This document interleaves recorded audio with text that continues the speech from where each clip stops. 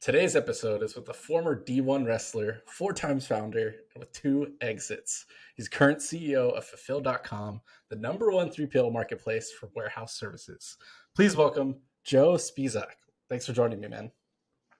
Hey, what's up, Matt? Thanks for having me, man. Happy to be here. Yeah, excited to jam, talk all things fulfillment, operations, warehouse, shipping, all this stuff that is so overlooked, but it is so complicated. It's technical, it's difficult, but it's so important. Most brand founders start off, they're picking and packing their orders in their living room, in their garage. At some point, the brand grows and expands, and then what? And then how do they know like what's next? Who should they work with? How much should they be paying these people? Who's the right partner, right fit for them?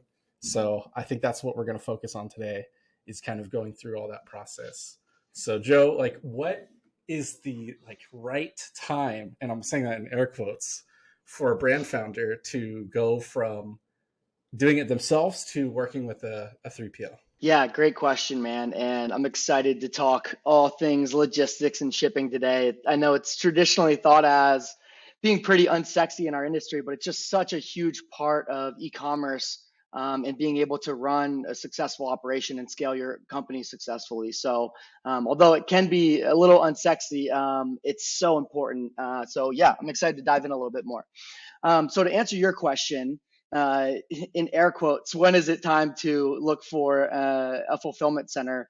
The answer is it really depends. But the general rule of thumb is once you're a brand owner and you get to the point where you're doing 50, 100, 200 orders a month, you start to kind of hit this, what I call graduation period, where you end up spending um, a critical amount of your time picking and packing orders, putting them in your car, driving them to your local USPS or UPS, and shipping them out from there. And it just becomes too much of a time suck that you could be spending on sales and marketing and branding and new product creation. The more time it ends up taking up, it's just the more you should be thinking about outsourcing to a 3PL or a third party logistics company.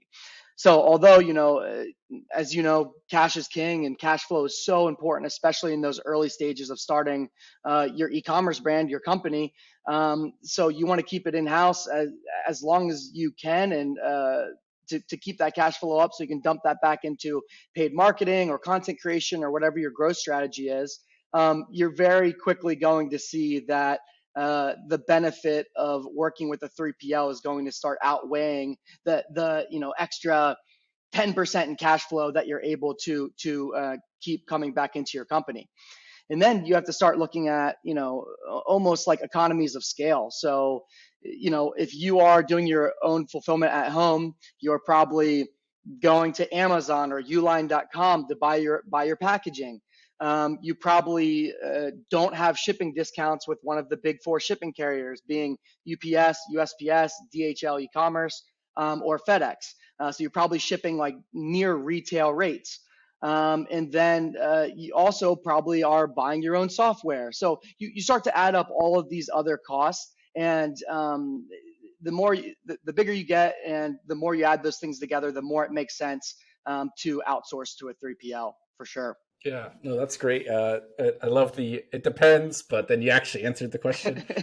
So many people just say it depends and then avoid it. So thanks for giving some guidelines around that. Super helpful. So we kind of know the general timing and we know why. We know about you mentioned the economies of scale, and the 3PLs can combine all of their clients and then negotiate rates on your behalf. They get these like packaging materials in bulk, the shipping rates too. So that's how they can be a good partner for you. So then how do you go about finding a 3PL then? You're cool. I think it's time. I'm like, my hands are hurting from like picking and packing and like packaging stuff up and doing all the handwritten notes and thank yous and like what? Like, okay, how do I find a 3PL? Like, what would you advise someone to do? Yeah, so great question. And this is actually the reason I started my own 3PL that I sold a couple years ago, because I had such a difficult time. I have a couple e-commerce brands as well, and I went through three different 3PLs over the course of a year and a half. And I thought that each one was going to be that great fit for us. And then it turned out for one reason or another, they just didn't have what we were looking for, or the pricing was just egregious when I started to compare other people. But whenever you start your e-commerce brand, you know that industry really well, right? So I started board game companies. I was great at creating board game companies, great at marketing them, great at selling them, but logistics was just a whole nother beast, right? It's a whole nother leg to your business. So it's really difficult whenever you are looking for a logistics company and you are talking to 5, 10, 20 different 3PLs, and you are getting all of these different quotes, and you're trying to compare pricing apples to apples, and you're trying to find the best long-term partner to help you scale based off of a variety of factors. And so I guess to kind of rewind a little bit to answer your question, maybe we start with what are some of these factors that you should be trying to solve for when looking for a 3PL? So one, I think my top one would be quality of service. So you could put a couple of different things under that quality of service umbrella. So one, customer support. How quickly are you able to get a hold of people at the company, or can you talk to people on the warehouse floor in real time? I always, said, like, you want a 3PL that acts as an extension of your business, not just, a third party that you can email and 72 hours later you're praying to God that you can get a response and they can actually help you solve your problem. Try and find a 3PL that has an instant messaging service where you can literally talk to the people on the warehouse floor in real time. That is a true extension of your business, where you have people that are actually picking and packing, and you still get all of the added benefits of the economies of scale that we alluded at earlier. Same thing with quality of service, pick and pack time. So if your 3PL isn't able to pick, pack, and ship something from their location in under 24 hours from the time that order was placed on your e-commerce sales channel, then that is a huge SLA that they're missing. That is, bare minimum. What they need to be doing is under a 24-hour SLA from the time the order was placed. And it needs to be even faster if your end customer is ordering overnight shipping, and it's a priority for your brand to get 1-day shipping or a 2-day shipping option, which is true for lots of different brands. And then I guess lastly, with quality of service, can they scale into additional sales channels that you're going to want to push into? So a lot of tech forward 3PLs will check the box on your most standard e-commerce sales channels, right? So let's think Shopify, WooCommerce, BigCommerce, eBay, Amazon FBM, Walmart.com, things of that nature. But what if you are selling board games like we were, and you want to expand to a more niche board game sales channel, or you want to sell on a corporate gifting platform, or you want to sell on Zappos.com? A lot of 3PLs won't have outside of the box integrations for something like that. But for your company, that's one of the biggest things that we did to scale our e-commerce brands, was start selling on different channels. We didn't have to create new products. We didn't have to go back to the drawing board and spend a bunch of money. All we had to do was get our listing on more channels and get more eyes on it. Well, to a lot of logistics providers, that is a really tall task to do.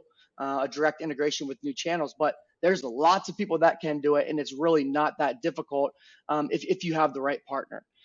So I think that's kind of the last thing I touch on with quality of service. Whenever you're looking for a 3PL, make sure that they can scale with you and that they're open to integrating with new channels that you want to sell on. Otherwise, you're going to start capping out the sales channels that you can sell on, and it's going to drastically affect your trajectory as a company. And just to even double down on that more as I'm kind of talking through and thinking about it. So what about when you get to the point where you start getting really big and you start to break into B2B, wholesale, big retail, if you're that lucky? You'd be shocked at how many 3PLs don't have any type of system set up where they can ship into big retail, or they can even do things like FBA prep. if I'm sure you've talked about this on previous episodes, but all the things it takes to ship into Amazon, where you have to individually label every one of your units. You have to individually label all the cartons, individually label each side of the pallet that you're wrapping up to send into Amazon. A lot of 3PLs aren't equipped to do that, or refuse to do that. That's something that you're going to want to know before you agree to go with a 3PL, because they slap some pricing in front of you, and it looked like your best option. So those are all things from a quality control perspective that you're going to want to make sure that your 3PL has, so you can scale appropriately. I guess the next thing that I would touch on, and it's definitely one of the biggest, is pricing, right? So that's one of the things that is so tough to do whenever you are manually reaching out to these 3PLs and looking for the best option that fits your business, is trying to compare these pricing apples to apples, right? And let me break down generally what pricing looks like with 3PLs. So a lot of them share commonality on this pricing, and this is what you would want to try and compare pricing apples to apples. So one would be your pick and pack fee. So pick and pack fee is basically the cost that it's going to take to pack X amount of orders in a box, close that box, put some tape on it, slap a shipping label on it, and then send that directly to your end customer. You're seeing kind of as a average in our industry, if you're doing anywhere from a couple hundred orders a month to maybe a couple thousand orders a month, $2.75 per order, plus 50 cents for each additional pick of items that need to go in there. Again, lots of different 3PLs have different pricing structures, but that's generally an average on what you can compare pick and pack pricing to. But again, I'll get into this a little later. Your pick and pack pricing, they could tell you it's $1 plus 10 cents for each additional pick.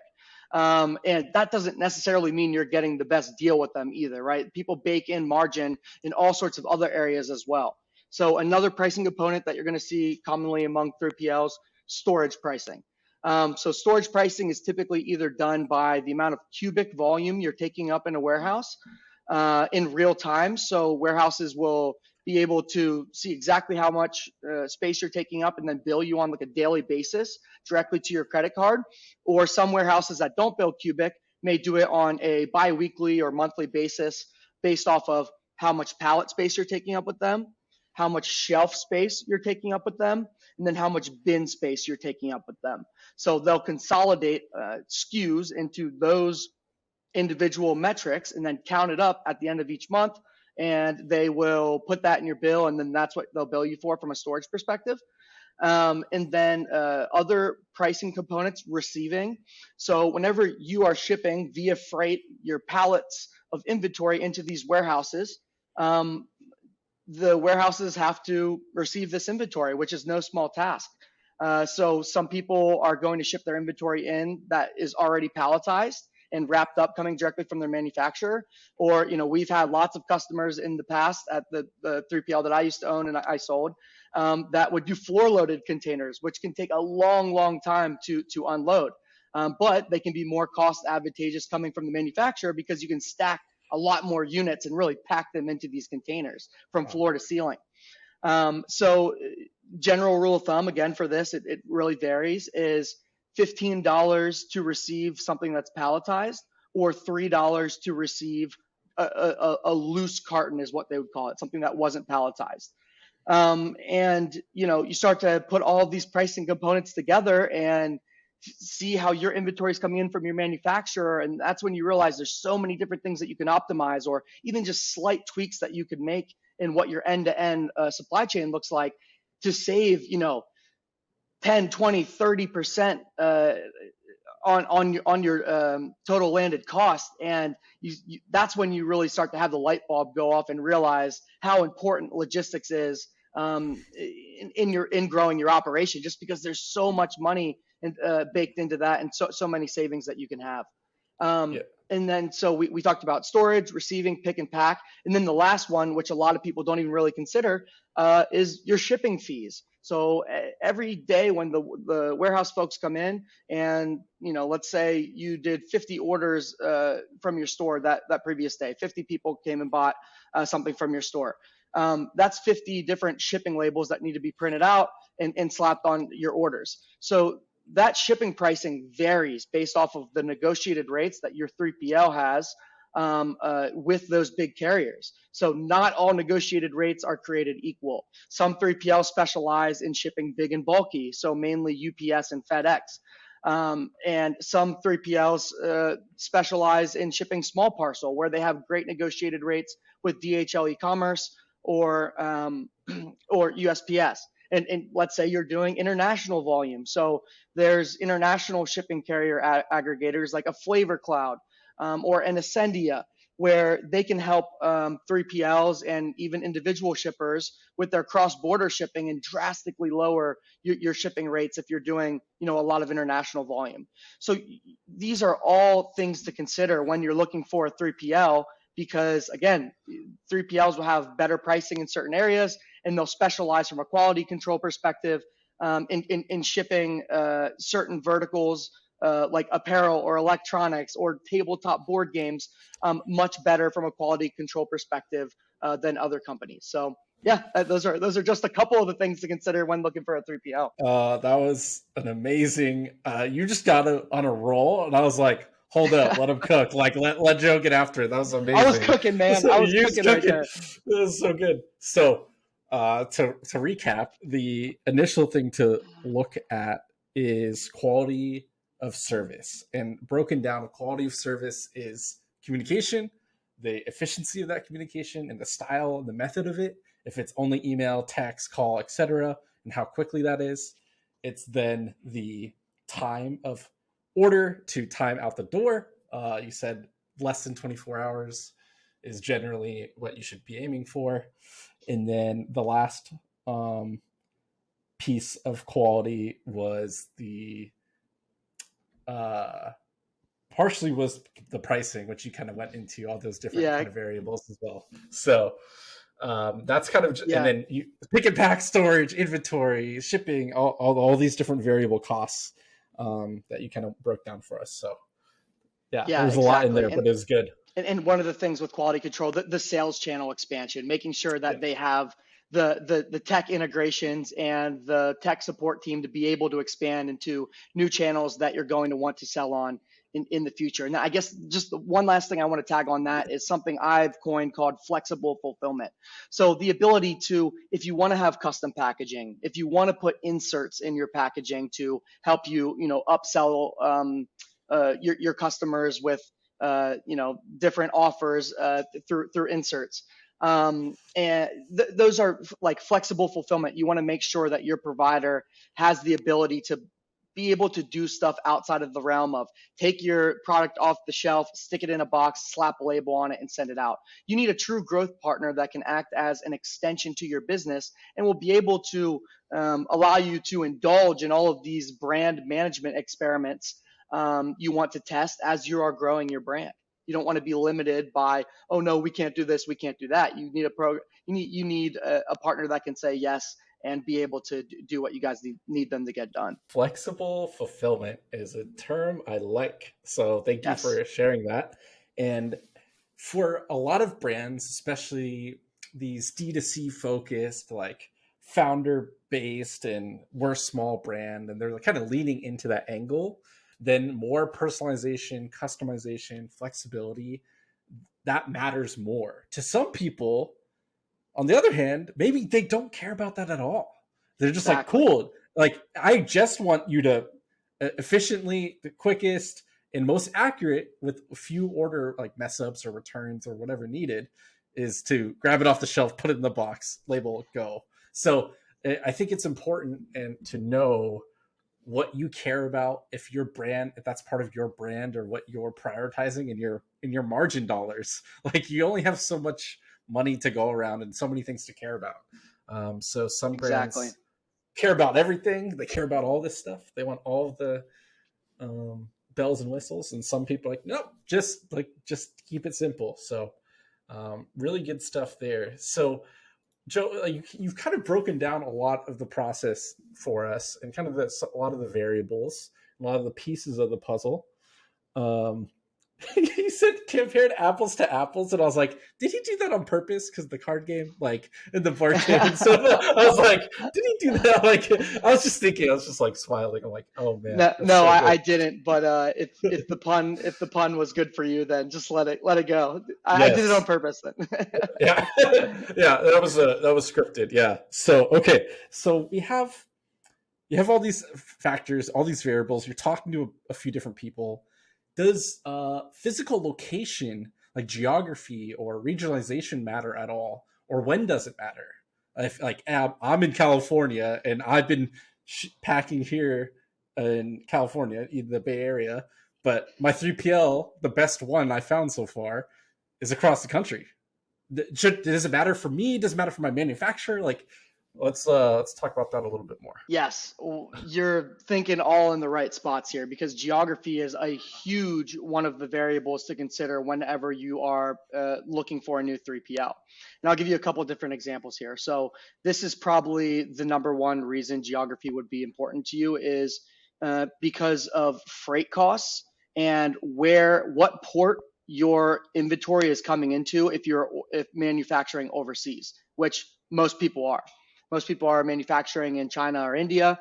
And if you're manufacturing in China, chances are that the cheapest way via sea freight is going to be the cheapest route is going to be to the Los Angeles port. So if you are bringing in, containers and containers and containers to the Los Angeles port, the next leg of the supply chain journey is going to be to have freight pick up those containers, throw it on a truck, and to freight that to the closest 3PL that can ingest all of that inventory and then start fulfilling your orders whenever they come in through their warehouse management system. But there's been lots of advancements over the course of the last couple of years in what makes sense, right? So for example, like I'm sure you've seen in the news everything that's been going on in the Los Angeles port over the course of the last couple of years, where there's been giant boats just stuck in the port for weeks at a time because there's literally no space left at the port and they're full. So people have been starting to go to other ports.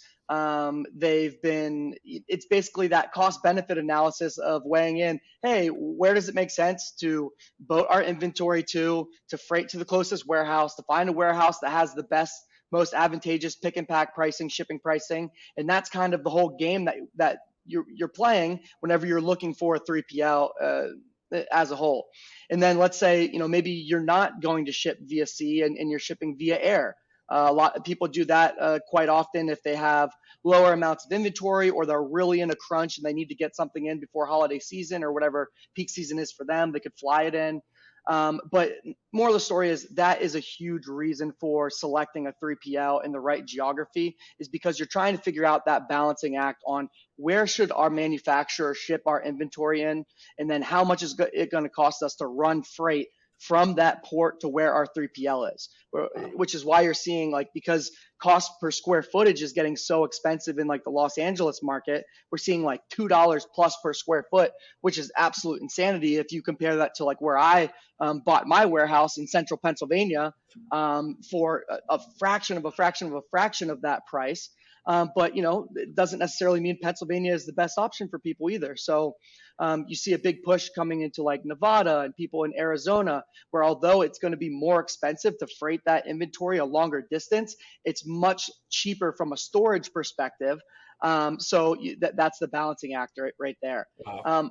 I guess one other example I'll give of a location-based strategy is, so the physically larger your inventory is. So let's say you're not shipping card games, you are shipping furniture or exercise equipment. You want to have your inventory as close to your end customer as possible. So you want to be shipping in the zone 1, 2, or 3 range as opposed to the zone 6, 7, or 8 range, which can be double, triple the cost, and it gets larger and larger your shipping costs the more your items weigh and the bulkier they are from a dimensions perspective. So a lot of times you'll see, even furniture people or exercise equipment people doing a couple hundred orders a month want to split their inventory East Coast, West Coast, or East Coast, West Coast, Midwest, so they can have multiple points that their inventory can leave from, and they can ship their inventory from the closest location to their end customer. And again, it's of increasing importance to have multiple warehouse locations if you're shipping stuff that is big and bulky, because that's how much the shipping rates can increase. So yeah. Wow. Yeah. So there's a lot of regionalization and location and all that stuff, and the brief history lesson on the LA port and that hold backups, and that was a big thing last year, at least in 2022 for sure. There was like so much, like just miles and miles of boats just sitting in the ocean, just stuck. It was absurd to see, and so that's interesting how you shared about that. Then balancing the cost between the storage and then the freight to actually get the stuff from the port to the warehouse. So lots of factors and costs that I didn't even like kind of realize or take into account that much. So that's really cool. That's really good to know. So then we have like all the basics. We have this like foundation kind of laid out of what to expect or what to look for, what the costs are. What are some like red flags or yellow flags to be aware of? We've shared what to look out for and what to be aware of on like what's good. Like what are some things that are like, be wary of this, that they might surprise you, or costs or mishaps that you've kind of experienced, or some examples you could share? Yeah. So I think red flags or yellow flags that I'd be looking for whenever I'm talking to different warehouses, that, you come back to our quality of service and our pricing discussion earlier in the talk. What are some things that you could look for that could help you make some assumptions about those factors right there? And what I would say is ask for references from these warehouses for people that are in a very similar vertical as yourself, right? So if I'm selling card games, what other card games are you guys shipping for right now? And if they're not, that brings up some other questions there. Like, why aren't you? Like, if they're just starting out and they're boutique and they're newer, that's okay, right? Because but you should still make sure that they can do a good job from a quality control perspective if they're newer. But you can make assumptions that if they're shipping for a lot of other people in your vertical, then they must be doing some stuff well in order to attract and retain those customers, right? So that's always a green flag for me if I'm a board game salesperson and I see that they're shipping for some really great board game companies, and then I ask for references from them and I talk to them and let their customers say all the things that they're great at and some things that they wish they could do better. That's a good general rule of thumb to discuss while you're talking with looking for a warehouse provider, without having to get into the 5,000 questions that you could be asking them that are logistics specific and you just don't know what you don't know. So that's some good advice right there. Who else are they shipping for? How close are they to your vertical? That's good stuff right there. And then I guess like red flags to look out for come really back to that pricing discussion we were talking about earlier. And that's the toughest thing to do whenever you're looking for a new warehouse partner, is finding your best pricing option. And red flags I would look for are you need to get total cost of ownership. So all of the different pricing components I talked about earlier: storage, receiving, picking, pack, and then label shipping fees. If they're not going to give you like their shipping label fees from a zone 1 to zone 8 anywhere in the country based off of the weight of the item going out, that's a giant red flag, because it means that they're taking their pick and pack pricing and they're cutting that down and they're adding shipping margin in and making it up for on the back end, right? So anytime you're comparing these apples to apples, make Wow. sure you have all of the information, because a lot of people are going to try and bury costs. And it's one of the things that biggest complaints we hear when we're talking and helping people find new warehouses is, oh, well, our last fulfillment center, they just hit us with so many different hidden fees over the course of working with them that we did not hear during the discussion with the account executive or whoever else they were talking to at the warehouse. And then they get hit with all these hidden fees. And it's kind of like, what are you talking about, man? Like, we never discussed any of this. So that is like huge red and yellow flags you should look for, is get a breakdown of every single pricing component that you're going to be hit with, and make sure that that is all, detailed out in the contract, so they can't try and pull a fast one on you, basically. Yeah, no, those are great. Red and yellow flags there. Is there a like component of this of, oh, I'm a small brand, I want to work with a small 3PL? Is it like, oh, is it fit of just culture of like just talking to the person on the phone? How big are these other factors? Or, oh, I'm not looking to scale my brand to 30 million a year, like in the next couple of years. Like, I don't need this big like warehouse or partner yet.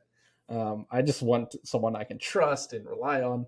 Like, what are these are almost like intangible things that are harder to like write down of like cost. What would you recommend to founders to like factor these in? Or if you do, how heavily are those weighted in? Yeah, great question. I'm a big culture fit person, right? From the employees I hire to the third parties that we work with, it's got to be a great culture fit, and there's got to be a lot of belief on the other side of the equation too, and them really wanting to work with you, or otherwise you're just going to be lost in the shuffle. And that's what happens with a lot of the Big 10 3PLs that you see in our industry, where you'll go and Google new warehouse or best 3PLs, and it's impossible to sift through all of the marketing clutter, because you have these big guys that have raised hundreds of millions of dollars, and they're able to just dominate the search engine space. So everywhere you look, every blog article that's written under these keywords, that these guys are dominating. But it's actually quite the opposite from a quality control perspective, and even pricing perspective too. Is that these big guys, it's kind of been the big changing force in our industry now, is that they're most of the time not the best option for e-commerce brands from a pricing and a quality control perspective. So we're living in what I call the rise of boutique level fulfillment centers, where you're seeing these these scrappy up and comers who are able to deliver great quality and even better pricing than the big guys, and they can act as an extension of your business, where you can reach out to them and talk to them in real time, and they can kind of beat the big guys on all playing fields. But it's tough to find them and sift through, because they don't have the marketing dollars to be in front of everybody who would be the best fit for them. Right. And there's always that there can be a chicken and egg problem with Yes. any kind of service provider of, we're doing such good work and we're so busy on fulfilling our current clients, and we don't have time or money to try to outrank these people or outbid these people. And then so you get stuck, but then the current clients refer you to other people and other brands, and then you grow that way. So and that's hilarious, because you have these people who are amazing operators, and that's what they're great at, the operations, but they don't know how to market or sell themselves appropriately to be able to get in front of the brands that they would be able to do a best job shipping for. And like in a unsexy industry like logistics, that is what we see a lot. We see a lot of people who are amazing with their operations, but they aren't amazing in getting customers that they would do the best job for. So you're absolutely right. Yeah, I had experience with that when I was freelancing, consulting myself on that, like media buying and strategy and stuff, and then referring other people, or even talking with agencies and freelancers when I've hired them. So it's a not just a 3PL warehouse problem. It is a ongoing, widespread service problem. That's pretty common. That's a great point. That's a great point. So just keep that in mind. Just because you found them, or they're the loudest, or that they show up the most doesn't mean that they're always the best fit for you. So Joe, you know a shit ton about logistics and warehouse and fulfillment and all this operation stuff, all this unsexy stuff. You briefly mentioned it earlier about going through 3 different 3PLs in the course of a year and a half for when you're running your brand. But like let's break that down a little bit more and really explain like why and how this led you to what you're doing now with fulfill.com. Like, what was the problem you faced? How did you solve it? And then now, how are you doing it at a larger scale? Sure. Yeah. So I'll give you kind of the expedited version of this so it doesn't become a biography on myself here. But I've started several different games in the tabletop board game space. The game started to do really well. We got to that graduation phase we talked about earlier where I was spending way too much time shipping from my mom's garage, and I needed to figure out a way to outsource the shipping component of our biz. Went through 3 different 3PLs over the course of a year and a half, ran into all the problems that we talked about: pricing transparency, quality of service, inability to work with us and scale into new sales channels. The list goes on and on and on. Decided to bring the shipping back in-house and do it at a more commercial scale and started a company called ShipDaddy. Ended up scaling that, which is a third-party logistics company based out of central Pennsylvania, which is where my wife and I are from. Ended up selling that a few years ago to start fulfill.com. And fulfill.com it was built around all of the problems that I told you about leading up to this point. There's not a good place for e-commerce brands or companies in general to come to be able to find their best fit for a third-party logistics partner, right? So what people can do is they can come to us at fulfill.com, they can submit their information to us, and we have hundreds and hundreds of warehouse locations. We've got the big guys, we've got boutique level 3PLs, we've got people just starting out. And what we do is we run all of the information that you've submit to us against our network of warehouses and are able to shortlist the best possible options for you based off of the pricing, the quality of service, whatever other factors are important to you. And then we can shortlist that, give you introductions, and let you talk to those 3PLs and start the relationship and ship directly with them at zero cost to the e-commerce brands or the people that are looking for fulfillment partners. So that's what we're solving right now. And we are a marketplace that connects those parties right there. And we've been having lots of success. We've been, it's great seeing people benefit from our service because we, myself and the other execs at our company still have e-commerce brands, are actively growing theirs. So it's really nice to be able to work with people that are a combination of e-commerce and understand that side of the house really, really well, and logistics and understand that side of the house really, really well. And we are able to bridge the gap and save people a lot of time, money, and heartache by selecting the wrong fulfillment partner. Yeah, no kidding. Yeah, just imagining what you're talking about earlier with us about, oh yeah, I want to do inserts or custom notes, or I have a specific box or bag with our brand on it versus just the standard, like, white, plain white or plain brown, like corrugated box, like, like this is, we onboarded, we're getting started, and then, oh yeah, no, we can't do that. Like, that's so much time and effort and probably money to like ship all of your inventory over. So I can imagine a service like fulfill.com being really helpful and trying to stand out on its own with the power of all the other 3PLs to then kind of go against just the big guys. So you can help the brands at all levels kind of find the right fit for them. So yes, that's really exactly. cool. Yeah, well, that's awesome. So it is to oversimplify it, it could be comparable to any kind of marketplace like Upwork, where I'm like, hey, I'm a talent and you can hire me. Or you can be like, I'm looking for talent, I want to hire you, right? That's exactly what it is. We're a marketplace that connects people looking for fulfillment centers and fulfillment centers looking for the right customers. Cool. Okay, that's awesome. Very simply put. And you guys have been running that for the last year or two now, or how long has it been? Yeah, probably about a year and a half now. Sweet. Yeah, awesome. And then do you guys you sold ShipDaddy a few years ago, but do you have any warehouses yourself, or are you more just on this at the marketplace level now? Yeah, we are on the marketplace level now. We don't have any warehouses that we own or physical space that we own. I sold and got out of that game, but we work with other 3PLs, help them with marketing.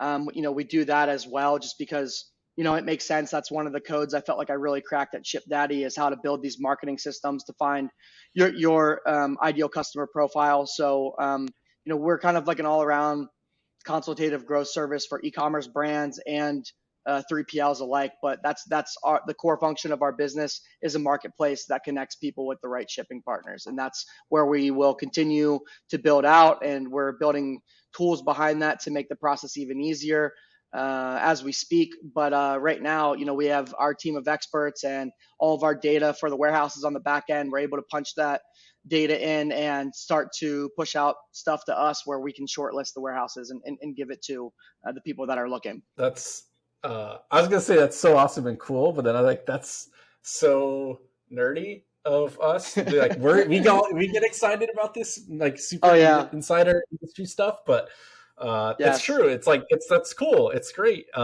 Most people would be like crazy, like that's so boring, but that's what happens when you are revolutionizing and like leveling up an unsexy part of the business. So that's really neat, man. Two more questions. We're gonna start landing the proverbial podcast plane here. We'll wrap up. Is I want one example, one story that a little more specific about either a huge win when you were operating your warehouse, like, oh, we had a last minute order come in and we got all the stuff out the door within a certain amount of time. The client was super happy. Or just like the opposite end of just like either when you were brand side or fulfillment side. Like, I just want one final story to kind of like give a little bit more insight onto what people might be dealing with or might experience. Yeah, so I can give you a huge blunder that we had whenever we were growing our warehouse. So we made the big jump. So whenever you're a warehouse owner, one of the big risky jumps that you make is whenever you're in between warehouse locations, whenever you fill up one location and it's time to purchase or sign a lease at a new, much larger location. So I made the jump from a 6,000 square foot facility that I ended up packing to the brim to purchasing a 140,000 square foot facility, which, when we did that, we were put on the clock right away that I need to get my cash flow up.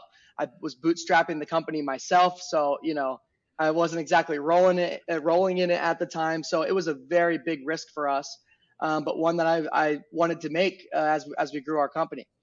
And so one of the things that we did was we purchased the truck because we were going to need to run tons of loads back and forth from our existing facility to the new location. And it made sense instead of having to rent Uline rent a rental truck basically and spend all the rental time doing that. We might as well just buy a truck and we'll find ways to use it once we're finished doing this move.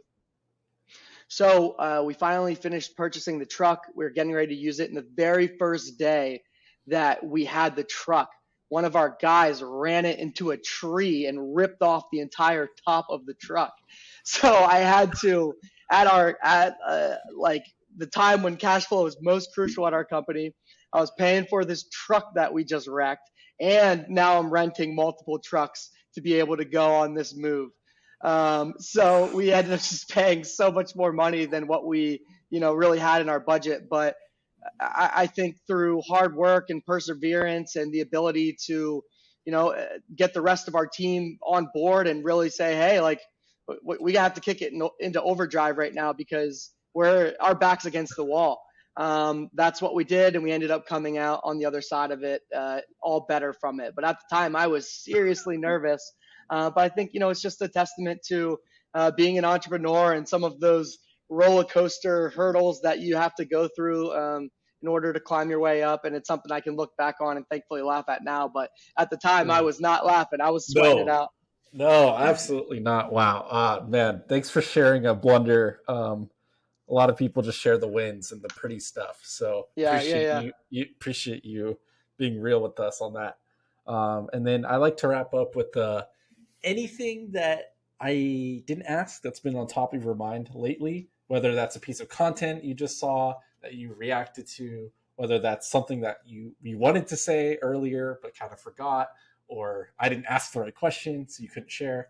Like one final piece before we head out. Yeah, I think the last thing that I'll say is just to kind of recap what we talked about. Like logistics is such a huge and important and complex leg of what uh, of e-commerce growth and growing your company in general. You don't have to anymore be that person that goes out and interviews 25 different warehouses and tries to find the best option. You can come to us. We'll do it for you for free. We'll find you the best options and we'll be able to save you so much time, money, and heartache. So I really think that, if you are at this point in your growth where you're evaluating or reevaluating the current logistics situation that you're in, please reach out to us. And we love working with business owners. We are business owners ourselves. We understand the position that you're in. And we really, talking about the culture fit from earlier, our heart's in the right place and we really are trying to help out owners and help them find the right fit. So yeah, please don't hesitate to reach out if you need any help. You no longer have to do this manually. There's people that can help you do it and at zero risk to you. So that's Awesome. what we're here for. That's amazing. Yep. That's a perfect segue. Fulfill.com. Go check out the number one 3PL marketplace for brands and fulfillment partners. Go ahead and follow Joe on Twitter. Joe, what's your Twitter handle? Where do you want to? Is that the best place to point people to? Yeah, that's perfect. I'm very active on Twitter at Joe Spisak, JoeSpeeezy, and then I'm really active on LinkedIn as well, Joe Spisak, Spisak. Feel free to add me. Never hesitate to reach out. Love talking shop. Awesome. Thanks so much, dude. Appreciate your time and insight and passion for an unsexy part of the business, but someone's got to do it, and I'm glad you and your team are doing it. So really, really great talking to you today. Everyone else, thanks so much for listening. Thanks for tuning in. Leave myself or Joe a question, comment, leave us a rating, review, and we'll catch you on the next episode.